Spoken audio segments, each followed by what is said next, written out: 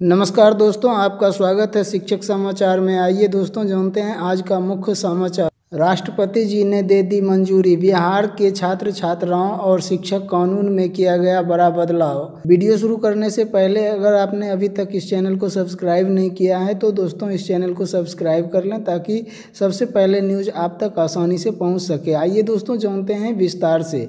भारत के महामहिम राष्ट्रपति जी की मंजूरी के बाद केंद्र सरकार ने शिक्षा से जुड़े 2 कानूनों को लागू करने की अधिसूचना जारी कर दी है।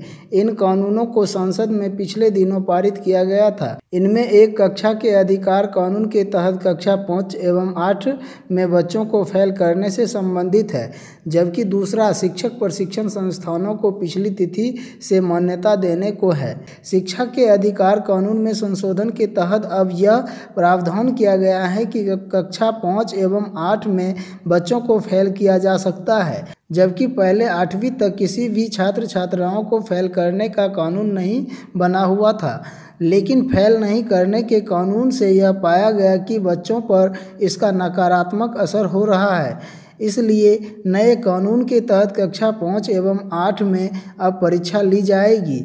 यदि छात्र छात्राएं इसमें फेल होते हैं तो उन्हें 2 महीने के भीतर एक और मौका दिया जाएगा। नए कानून में कहा गया है कि फेल करने के नियमों को लागू करने या नहीं करने के विकल्प राज्यों के पास होगा। दूसरा कानून राष्ट्रीय शिक्षक प्रशिक्षण परिषद NCTE से जुड़ा है। NCTE कानून में संशोधन करके शिक्षण प्रशिक्षण संस्थानों को तय शर्तों के तहत पिछली तिथि से मान्यता देने का प्रावधान किया गया है। दरअसल सेवारत शिक्षकों ने बड़े पैमाने पर ऐसे संस्थानों से प्रशिक्षण प्राप्त किया था जो उस समय मान्यता प्राप्त नहीं थे, लेकिन RTE के प्रावधानों के तहत उनका मान्यता प्राप्त होना जरूरी है। इसलिए हजारों शिक्षकों को राहत देते हुए इन्हें पिछली तिथि से मान्यता को मंजूरी दी है। अब आइए दोस्तों जानते हैं इसी से संबंधित कुछ मुख्य बातें। राज्यसभा में नो डिटेशन नीति खत्म करने संबंधी संशोधन विधेयक पारित किया गया। लोकसभा पहले ही इस प्रस्ताव को मंजूरी दे चुकी है।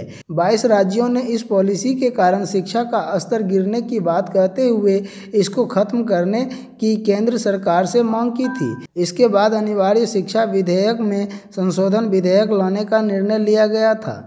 इस संशोधन के तहत 8वीं और 5वीं कक्षा में अच्छा प्रदर्शन नहीं करने वाले छात्रों को एक और मौका देकर दोबारा परीक्षा ली जाएगी। इस परीक्षा में भी अगर छात्र छात्रा अच्छा प्रदर्शन नहीं कर पाते हैं तो उन्हें फेल घोषित कर दिया जाएगा। इसी के साथ समाचार समाप्त हुआ दोस्तों। आज के लिए बस इतना ही। इस चैनल से जुड़ने के लिए सब्सक्राइब करें और घंटा का बटन दबाएं, साथ ही लाइक करें दोस्तों, ताकि हर खबर आसानी से आप तक पहुंच सके। धन्यवाद दोस्तों।